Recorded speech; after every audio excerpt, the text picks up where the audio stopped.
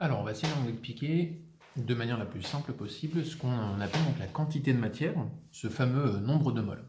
Alors, ce qu'il faut essayer de s'imaginer, c'est que cette quantité de matière, c'est l'identification en fait d'une quantité, donc ce qu'on nous on a l'habitude de travailler en masse, en volume, sur un échantillon, sur une espèce qui est présente dans quelque chose. Donc, on peut prendre l'exemple que dans l'alimentation, on veut savoir la quantité de calcium qu'il y a à l'intérieur, la quantité de vitamine C. Quand on a des éléments de dopage, on essaie de calculer donc les éléments de quantité de drogue, les éléments de quantité aussi en eau. Dans l'alimentation, on peut aussi calculer par de la respiration les quantités de gaz avec le dioxygène, le oxyde de carbone. On peut vraiment donc avoir un panel très très très large. Cette quantité de matière, on s'y aperçoit si on fait la simple manipulation, on peut le faire à la maison comme on l'a fait en TP, que si on prend un élément à qui on demande la même masse, on prend du sel, on prend du sucre, on prend de l'eau, on prend de la farine, et si on les met sur la balance et qu'on arrive vraiment à avoir les mêmes masses, et bien en fait si on prend 4 récipients, on a donc 4 volumes différents. Donc s'il y en a qui veulent faire l'expérience, mettez pause, allez le faire dans la cuisine, puis après vous revenez. On s'aperçoit qu'on n'a pas donc les mêmes volumes.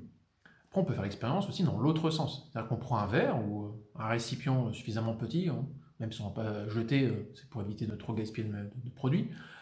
Ce récipient, on va le remplir avec un élément unique, pur. Encore une fois, on peut prendre les mêmes éléments, on peut prendre le sucre, le sel, on peut prendre de la farine, on peut reprendre de l'eau, on peut prendre la semoule, on peut prendre du riz. Et en fait, on met sur la balance et on s'aperçoit que pour un même volume, puisqu'on a pris le même récipient, on n'a pas toujours la même masse. Ce qui veut dire que la quantité de matière qui est présente, qui va identifier l'espèce en question, va faire en sorte que on va avoir donc une différence d'un point de vue de sa constitution, avec les atomes, les ions, les molécules qui sont à l'intérieur. Et parce que dedans, on n'a pas donc les mêmes éléments, on ne va pas donc avoir la même quantité de matière. Alors du coup, pour faire simple, on a donc essayé de prendre un élément de référence, un élément qui permettrait de comparer les espèces les unes par rapport aux autres, ou de savoir de quoi on parle par rapport à différentes espèces. Donc on a identifié ce qu'on appelle un paquet de matière. Ce paquet de matière, pour faire plus simple, c'est ce qu'on appelle une mole, quantité de matière. On va l'appeler petit n, et quand on va en avoir plusieurs, et donc un paquet, et bien on s'est dit que voilà, dans chaque paquet, on allait donner la même quantité, le même nombre d'éléments dedans. Alors ce nombre, on va l'appeler grand N, et quand on ne le connaît pas, mais dans un paquet identifié, on va avoir ce qu'on appelle NA, nombre d'Avogadro. On sait que dans chaque paquet qu'on va avoir, imaginez vraiment un sac de billes, vous arrivez à la cour d'école et on vous dit, bah voilà, si tu veux rentrer, tu dois avoir un sac de billes avec 5 billes dedans. Et bien en fait, en chimie, on va avoir le même principe.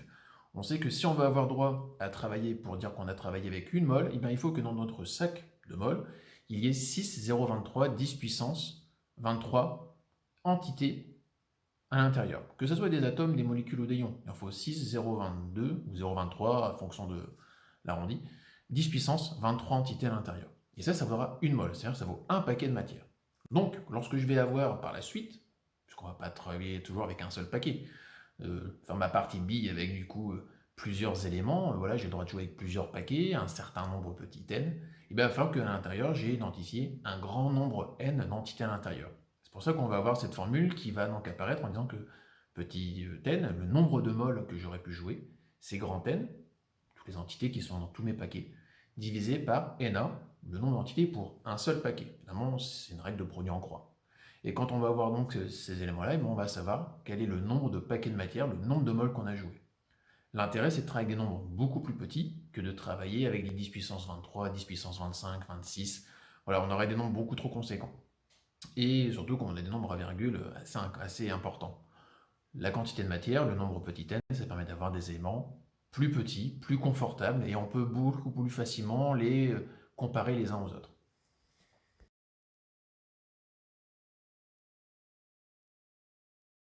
Alors l'image qui suit, elle est plutôt intéressante. Malheureusement, je me trouve dans la position où je ne peux pas donner la source que j'ai trouvé l'image il y a très très longtemps. Donc je m'en excuse, si quelqu'un connaît la source qui me renvoie, je mettrai sans problème l'identification. En fait, on a donc une montagne de patates. Et cette montagne de patates, c'est un petit peu le jeu de compte le nombre de pommes de terre qu'il y a dans toute la montagne. Et comme on a une montagne qui est très conséquente, on ne se voit pas commencer à identifier et à compter une patate à la fois. Le travail serait beaucoup trop lourd. Par contre, ce qu'on peut faire, c'est travailler par paquet. Et en fait, c'est tout l'intérêt de travailler avec les quantités de matière. Donc ce qu'on va faire, c'est qu'on va faire un paquet, où on va dire que voilà, chaque paquet de patates, chaque filet de patates doit avoir une masse grand N.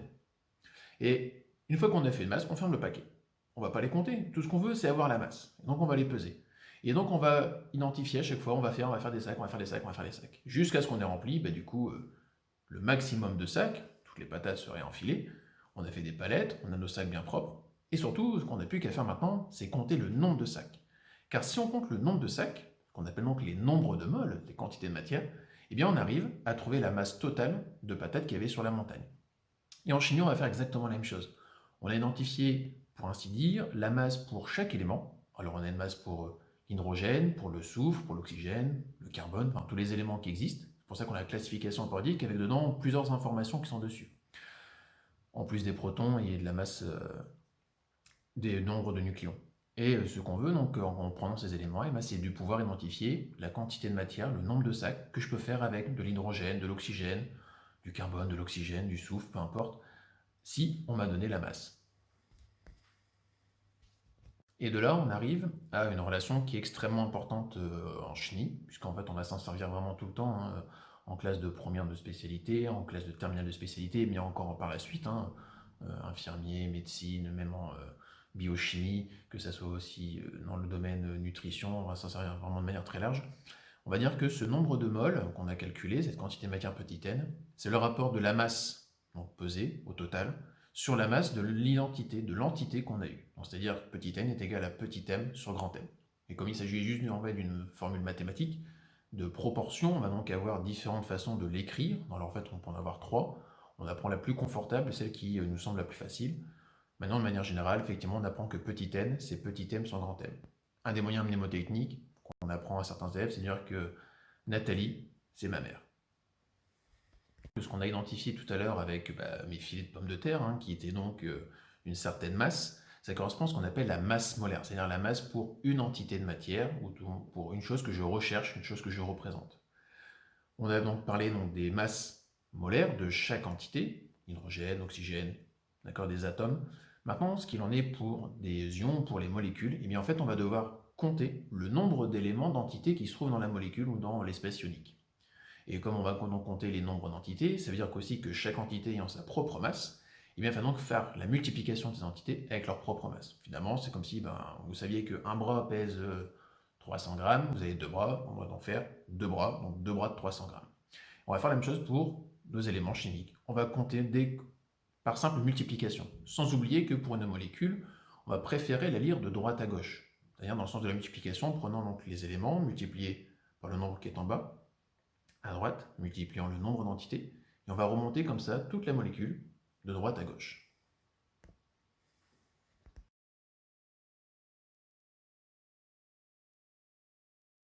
Et donc là maintenant on arrive sur une des notions qui est extrêmement importante en chimie, c'est la notion de concentration. Alors on peut définir deux types de concentration, ce qu'on appelle la concentration molaire ou bien la concentration massique. La concentration molaire, celle que nous on utilise en chimie le plus souvent, c'est celle qui va faire le rapport de cette quantité de matière, ce nombre de moles, et vu qu'on parle d'une concentration, nous faut un rapport, donc on le fait au rapport du volume. Et donc la concentration grand C, on dit que c'est petit n divisé pour V, la quantité de matière qu'on a cherché à dissoudre ou à diluer dans l'intérieur d'un solvant, sur le volume total de qu'on cherche à obtenir. La concentration massique, elle, du coup, par sa définition, c'est donc la masse par rapport au volume. On a donc fait petit m divisé par V. Et vu qu'on a deux formules, et que ces deux formules, on peut aussi les utiliser avec la précédente, c'est-à-dire que petit n est égal à petit m sur grand n, eh bien, on va donc avoir l'embriquement des formules.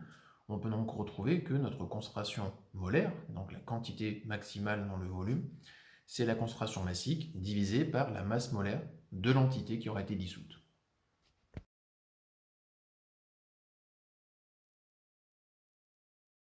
Alors si on parle maintenant du phénomène de dilution, c'est-à-dire lorsque je rajoute une petite quantité de liquide dans un grand volume de solvant, de manière donc à le diluer, on peut prendre l'exemple du sirop de grenadine, j'ai un petit volume de menthe dans un grand volume d'eau, et bien ce petit volume de menthe est très coloré, très foncé, et quand je rajoute un grand volume de solvant, il devient de moins en moins concentré, puisque je vois que sa couleur devient de moins en moins foncée.